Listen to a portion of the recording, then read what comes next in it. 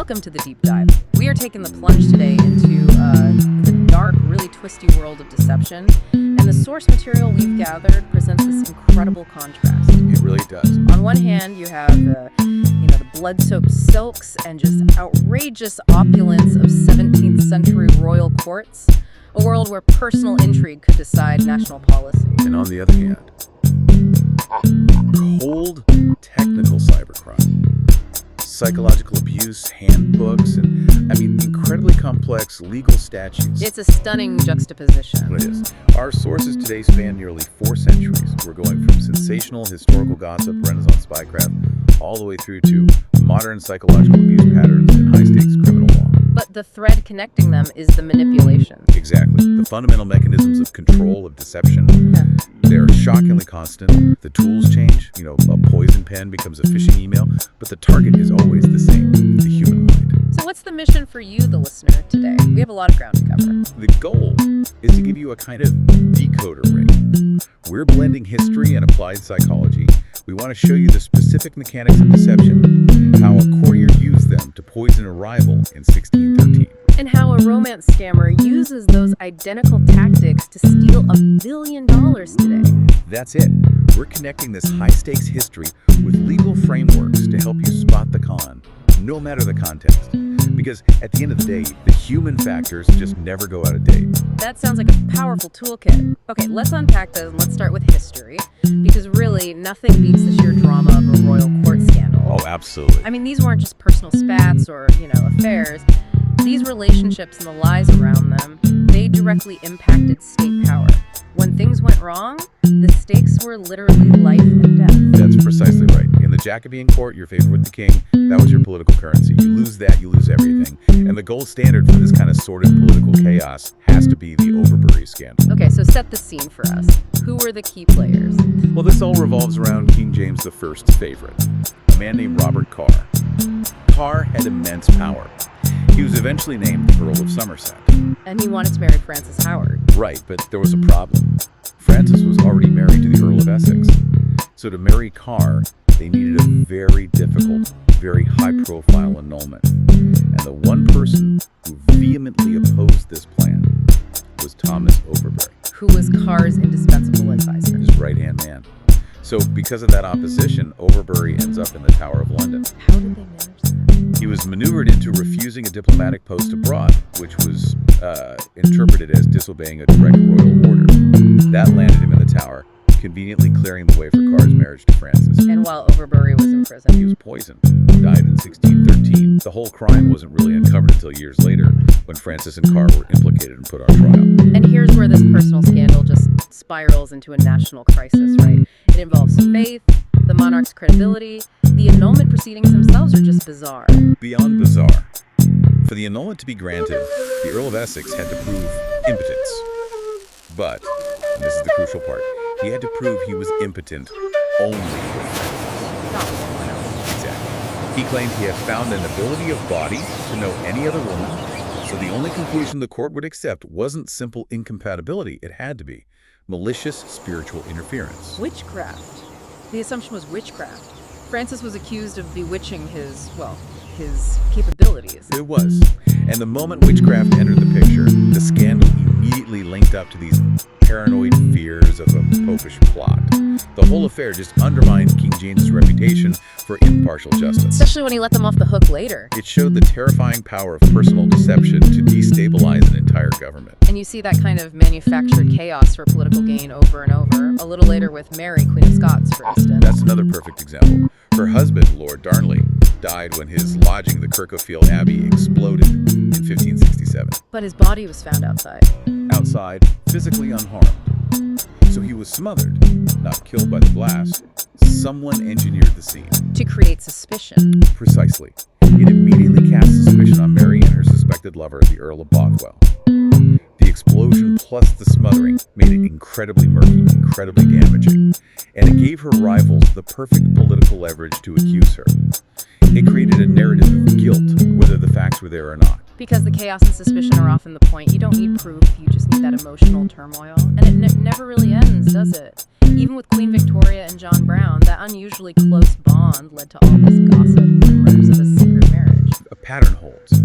It holds because the tactics are fundamentally simple. I mean, look at Catherine de Medici. She didn't rely on bombs or poison. She weaponized emotion. She weaponized jealousy. The ultimate queen mother of intrigue. She deployed her famed courtesan spy, Charlotte de Soie. And Charlotte's mission was strategic. What was it? She was tasked to sleep with both her son-in-law, Henri, and her younger son, Francis. Wow.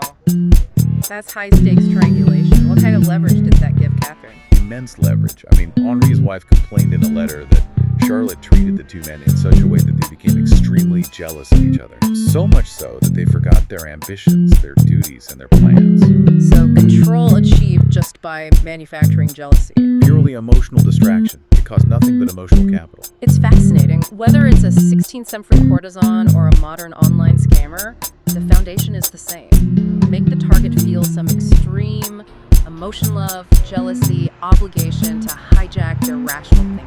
And that takes us straight to modern psychology, because all this historical intrigue, its success, relies on predictable human behavior that we now have names for. Like the narcissistic abuse cycle. A highly recognized four-stage pattern. It's a roadmap for emotional destruction, deployed by people seeking power, and it maps perfectly onto so many fraud schemes. So walk us through the stages.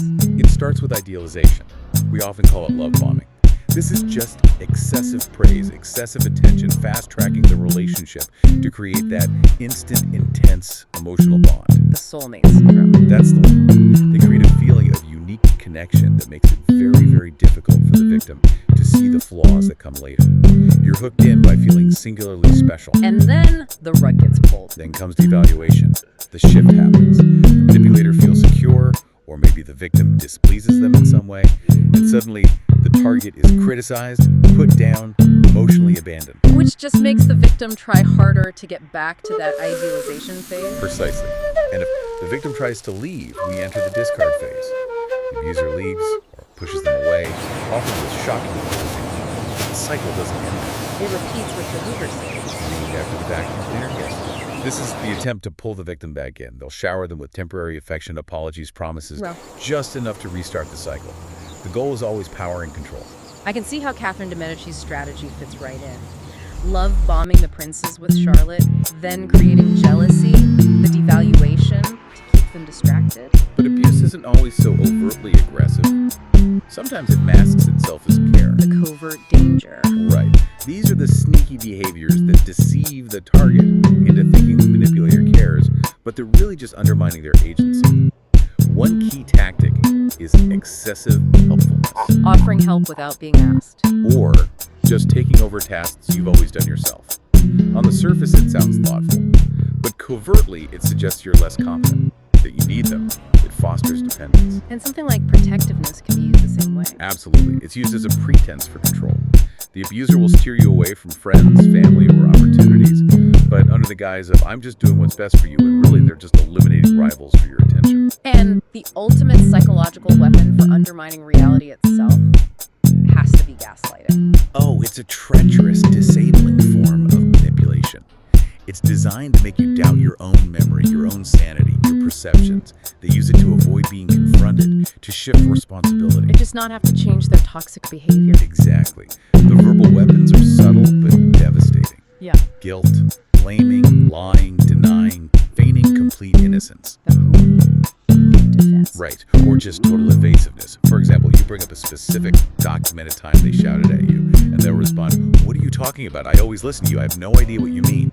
A complete denial of your reality. It forces you to question your own experience. Or they shut down the conversation by blaming you. Here we go again. You're always twisting things around. I'm not going to argue about this. It's a refusal to engage, and it maintains their control. So we've gone from poisoned courtiers to toxic partners. Now, let's see how these exact strategies, especially the love bombing, are weaponized for modern financial crime. The translation is, well, it's remarkably direct and terrifyingly effective. Romance fraud is basically the narcissistic abuse cycle weaponized for profit. They use that idealization phase to build trust. Profound emotional trust. And then once that's established, they exploit the victim financially. And the scale of this has just exploded. It's become a national crisis. This has reported losses from romance fraud skyrocketed from, $145 million in 2018 to over $1 billion in 2023. This is industrial scale manipulation. These aren't just solo operators. No, not at all. These are highly structured enterprises. They're running call centers, complex money laundering operations. They rely on a network of accomplices, often called money mules, to obscure the trail. How does that work? How do they move the cash once the victim is conned? Our sources detail cases like a Brooklyn Park man named Courtiers. He received over 250 victim packages. 250. Totaling over $2 million in fraud proceeds. He was basically just a high-volume courier. And it's more sophisticated than just depositing checks. He created dummy corporations, opened various bank accounts to make the transactions look legitimate. And then move the money out fast. Dispersed it rapidly to other perpetrators, sometimes to accounts in places like Ghana. This rapid dispersal prevents authorities from freezing the assets before they're gone. So the goal is control, but it's not always about tricking someone into sending money. Sometimes it's about binding them through debt. That's where you get coerced debt. It's an insidious form of domestic abuse, where abusers force financial burdens onto a partner, taking out loans in their name, maxing out their cards. All as a means of non-physical control. And it leaves the victim with catastrophic credit long after the relationship is over. The impact is staggering. Something like 52% of women who called the National Domestic Violence Hotline reported experiencing it. That is a massive problem. It is, which is why it's good to see states finally recognize it. We're seeing new legal protections in places like Connecticut and North Carolina, designed to help survivors fix their credit. And when you look at these crimes, the legal system has to distinguish them based on the method of deception or force used, right? Absolutely. The distinction between robbery, extortion, and larceny is key. They all involve taking property, but the manipulative tactic is what changes the charge. Okay, give us a breakdown. Robbery is taking property by force or the threat of imminent force. That's why it's a serious felony. Extortion, on the other hand, involves a threat of future harm, maybe revealing a secret tomorrow. It's not immediate. And larceny. That's classic theft, taking property by stealth or by, a false representation of fact. No force, no threat. That distinction, imminent force versus future harm, that's the line between a physical threat and a purely manipulative one. Exactly. And another legal nuance is intent. Like, in receiving stolen property, some jurisdictions require you have actual knowledge it's stolen. Others just require awareness of a risk. Let's use that iPod example from the sources, because that difference is huge. Okay, so imagine Chip is offered a brand new, shrink-wrapped, $300 iPod for $10 by a stranger in an alley. Pretty suspicious. In an actual knowledge state, Chip could argue, I didn't know it was stolen, I just thought it was a great deal. But in an awareness of a risk state, the price, the location, it all creates an obvious risk. Any reasonable person would be aware of it. The law targets that willful blindness. Recognizing that ignoring the signs is basically participating in the crime. Right. Okay, so if emotional manipulation is the core tool of the courtier and the scammer, how does that play out in the cyber world? It translates directly into the hacker's playbook. It's called social engineering, and it preys on human emotions and our mental shortcuts, what psychologists call System 1 thinking. That fast, instinctive thought process. The attackers are just high-tech con artists. They are, and they leverage Robert Cialdini's famed science of persuasion principles. There are four that really dominate. The first is reciprocity. I do something for you, you feel you owe me. Exactly. They offer something advice, a free download to create reciprocity anxiety, making you feel obligated to give something back, like your data or access. And the most paralyzing tool is usually authority. Absolutely. Authority balances fear and trust perfectly. You fear the IRS, or you trust your boss. So an email threatening an audit or a request from the CEO triggers immediate compliance. We saw that all the time during the pandemic crisis. That's a perfect illustration of scarcity combined with crisis. Attackers exploit FOMO, fear of missing out, especially when anxiety is high. We saw those phishing emails from fake health networks in early 2020, warning of new cases, urging you to click immediately. Manufactured urgency. It amplifies the scarcity. You have to act now. And the last tactic is commitment. They get you to agree to small things first. Just confirm your email, click this link before asking for something big, like a password or a wire transfer. We have to talk about the ultimate defensive tactic used by manipulators themselves, which is that final vicious flip of reality. The paradoxical defense. Yeah. This is where the aggressor, the liar, the cheater flips reality and falsely blames the victim. To deflect attention and create fear. It's a deliberate act. The classic fictional example is Abigail Williams in The Crucible, right? Creating a panic by accusing others of the witchcraft she herself was guilty of. The best defense is a massive, shocking offense. Or in a relationship, the abusive partner who provokes a fight and then accuses you of being aggressive. Precisely. And recognizing that the chaos is intentional, not accidental, that's the first step toward defending yourself. Oh, if you're dealing with a manipulator in, say, a divorce, what are the concrete defense tactics our sources recommend? There are critical steps to remove their leverage. 1, hide your plans to separate. If they find out, they may file first with an alternate story to discredit you. 2, keep detailed records. Dates, specific facts, not feelings. Document everything. 3, communicate major agreements in writing.